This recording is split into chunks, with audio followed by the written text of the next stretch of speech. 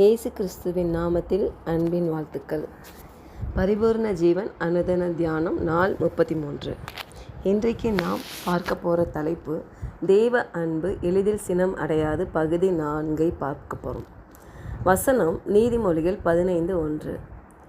மெதுவான பிரதியுத்தரம் உக்கிரத்தை மாற்றும், கடுஞ்சொற்களோ கோபத்தை எழுப்பும். நாம் பேசும்பொழுது, பொறுமையாக பேசும்பொழுது கோபத்தை தணித்து அமைதியை தருகிறது.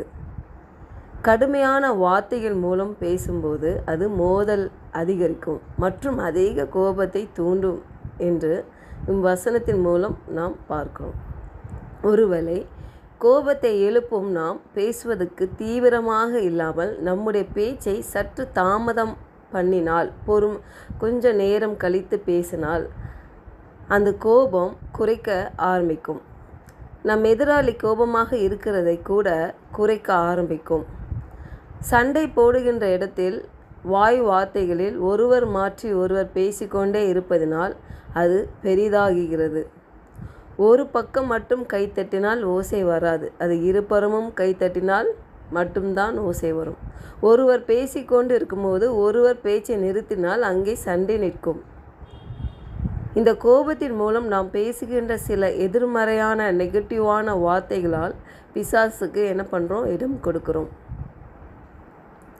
நீதிமொழிகள் 18:21 வசனம் சொல்கிறது, மரணமும் ஜீவனும் நாவின் அதிகாரத்தில் இருக்கும், அதில் பிரியப்படுகிறவர்கள் அதன் கனியை புசிப்பார்கள். நாம் பேசுகிற ஒவ்வொரு வார்த்தைக்கும் வல்லமை உண்டு. நம்ம கோபத்தில் பேசுகிற வார்த்தைகள் கூட வல்லமை இருக்குது. நம்ம நினைக்கிறோம் நம்ம கோபத்தில் தானே பேசணும் அப்படின்ட்டு. ஆனால் அதுக்கு தான் அந்த வசனம் சொல்லுது பாருங்கள், நீதிமொழி 15:1. நீங்கள் மெதுவான பிரதியுத்தரம் உக்கிரத்தை மாற்றும். அப்போது நம்ம பேசுகிறதுக்கு, கோபப்படுறதுக்கு ரொம்ப அவசரப்படாமல் இருந்தாலே என்ன பண்ணோம்னா அந்த கோபம் தனியும். அப்போது நம்ம கடுமையான சொற்களை நம்ம எழுப்புறதுக்கான அவசியம் தேவைப்படாது. இது நம்ம வாழ்க்கையில் ப்ராக்டிஸ் பண்ணால் தான் வரும்.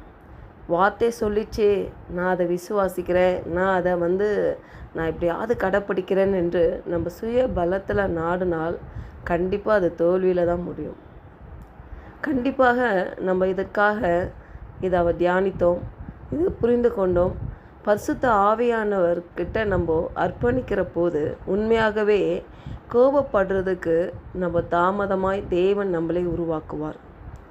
நம்ம கோபப்படுற ஒருத்தர் கோபப்படுறாங்க, ரொம்ப பேசுகிறாங்க, அந்த நேரத்தில் நாம் பேசாமல் கொஞ்சம் அமைதியாக இருந்து கொஞ்சம் நேரம் கழித்து பேசுகிறப்போ அவங்க கோபம் தனித்திருக்கும். அப்போது நிதானமாய் பேச முடியும். அநேக குடும்பங்களில் இதை தான் நம்ம பார்க்குறோம். நிறைய குடும்பங்களை நம்ம பார்க்குறோம். இப்படி தான் வாய் பேச்சு, வாய் சண்டைகள். புதிதாக திருமணம் ஆனவங்கள்லாம் பார்க்குறப்போ இப்படி தான் இருக்குது. நம்ம நாட்டில் பார்த்திங்கன்னா டிவோர்ஸ் எண்ணிக்கை அதிகமாகிறதுக்கு முக்கிய காரணம் என்னென்னா, ஒருத்தரை புரிந்து கொள்ளுதல் இல்லை. ஒருத்தர் பேசுகிறோமோ ஒருத்தர் பொறுமையாக இருக்கிறத இல்லை. ஏன்னா சத்தியம் தெரிந்தால் தான் சத்தியம் நம்மளை விடுதலையாக்கும். அப்போது தேவனுடைய வசனம் சண்டை போடுறவங்களுக்கு ஒருத்தருக்கு தெரிந்தால் கூட அவங்க என்ன பண்ணுவாங்க, அமைதியாக இருப்பாங்க. ஏன்னா இப்போ எப்போ கோவப்பட்டு பேசினாலும் அதில் ஒரு சொல்யூஷனே இருக்காது. அந்த கோபம் தணிந்து கொஞ்சம் அமைதி ஆனதுக்கப்புறம் அதை நிதானித்து யோசித்து பார்க்குறப்போ நம்ம ஏன் இந்த வார்த்தைகள் பேசணும்னு சொல்லி பின்னாடி யோசிக்கப்போம். ஆனால் அந்த நேரத்துக்கு இடம் கொடுக்காதபடி கொஞ்சம் நம்ம பொறுமையாக இருந்தாலே இந்த வசனம் நம்ம வாழ்க்கையில் வேலை செய்யும். நம்ம பேசுகிற வார்த்தையில் வல்லமை உண்டு. கோபமாக பேசுகிறோம் அப்படின்றதுனால வார்த்தையை விடக்கூடாது. அப்போ அந்த கோபத்துக்கு நம்ம இடம் கொடுக்காமல் இருக்கலாம். நம்ம இந்த கோபத்தை பற்றி தியானித்து கொண்டு இருக்கிறோம். நேற்று கூட பார்த்தோம், கோபம் அதாவது காட்லி ஆங்கர் ஒன்று இருக்குது, இன்னொன்று வேர்ட்லி. நம்ம சுவாபத்துக்கு, நம்ம எமோஷனுக்கு இடம் கொடுத்து கோபப்படுகிற ஒரு காரியம் ஒன்று இருக்குது. அதுதான் நம்ம பிசாசுக்கு என்ன பண்ணுறோம், இடத்த கொடுக்குறோம். கோபத்தில் நம்ம வார்த்தையை விடுக்கிறோம். அந்த வார்த்தை எங்கே போய் ஸ்டோர் ஆயிடுது? நம்ம மைண்டில் போய் ஸ்டோர் ஆயிடுது. அது எப்படி ஆகுதுன்னா, தேவனுடைய வார்த்தைக்கு அகெயின்ஸ்டாக சந்தேகப்படுற மாதிரி ஒரு பொய்யாக மாற்றுகிற வேலை யார் செய்கிறது? பிசாசு செய்கிறான். நம்ம அதை இடம் கொடுக்க போய் தான். அதனால தான் இந்த கோபத்தை பற்றி தேவன் அன்பு எளிதில் சினம் அடையாது என்ற தலைப்பின் அடிப்படையில் நம்ம என்ன பார்த்து கொண்டிருக்கோமோ, நம்ம கோபங்கள் எப்படி கோபத்தினால என்னெல்லாம் நம்ம வாழ்க்கையில் தேவன் நம்ம வைத்திருக்கிற திட்டம், தேவன் நம்ம மேலே வைத்திருக்கிற அந்த சித்தம் நிறைவேற்றாமல் இருக்கிறதுக்கு ஒரே காரணம் நான் நினைக்கிறேன், இந்த கோபங்கள், நம்மளுடைய சுவாபமான சில காரியங்கள். அது தேவனுக்குள்ளாக அதை நம்ம என்ன பண்ண முடியும்? தேவனுக்குள்ளாக இருந்து தேவனுடைய பலத்தோடு அதை மேற்கொள்ள முடியும். கண்டிப்பாக, நிச்சயமாக முடியும். ஏன்னா நம்ம வார்த்தைகளுக்கு வல்லமை உண்டு. அது குணமாக்கும்.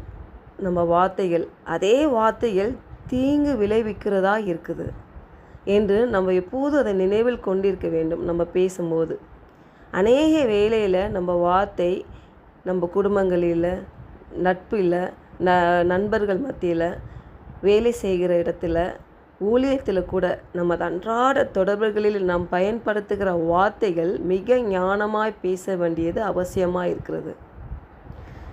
நிதானம் உள்ளவர்களாய், பொறுமை உள்ளவர்களாய், சண்டை இருக்கிற இடத்துல எப்படி ஞானமாய் நம்ம செயல்படுவணும்னா, தேவ பலத்தோட, தேவ ஞானத்தோட, இந்த வசன நீதிமொழிகள் 15:1 இந்த வார்த்தையின்படி நம்ம கீழ்ப்படுகிறதுக்கு ஒப்பு கொடுக்குறப்போ கண்டிப்பாக, நிச்சயமாக இதை நம்ம மேற்கொள்வோம். இந்த கோபத்தை, இந்த உக்கிரத்தை மாற்றும். கடுஞ்சொற்களோ கோபத்தை எழுப்பும். அப்போ மெதுவான பேச்சு நம்மளுக்கு சுவாபத்தில் தேவன் வைக்க வல்லவராக இருக்கிறார்.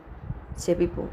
பரலோக தந்தையே, நாங்கள் பேசுகிற இந்த வார்த்தைகள் ஞானமாய் பேசவும், அந்த வார்த்தைகள் அநேகரை குணப்படுத்துகிற வார்த்தைகளாகவும், எங்களையும் எங்கள் வாழ்க்கையிலும் எங்கள் சரீரத்தையும் அது குணப்படுத்துகிற வார்த்தைகளாயும் நாங்கள் பேசுவதற்கு பரிசுத்த ஆவியானவர் எங்களை வழிநடத்தும்.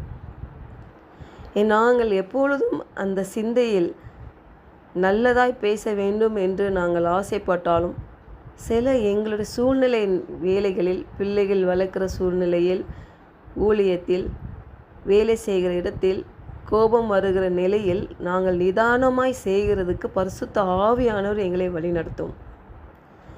தாவீது ராஜா ஜெபித்தது போல, என் வாய்க்கு காவல் வையும், என் உதடுகளின் வாசலை காத்து கொள்ளும் ஆண்டவரே. இப்படியாக ஆண்டவரே நாங்கள் தாழ்த்தி உமக்கு கரத்தில் ஒப்பு கொடுக்குறோம். கர்த்தாவே, உம்மை நம்பி நாங்கள் இருக்கிறோம் ஆண்டவரே. இயேசுவின் மூலம் ஜெபிக்கிறோம் எங்கள் நல்ல பிதாவே. ஆமேன். God bless you.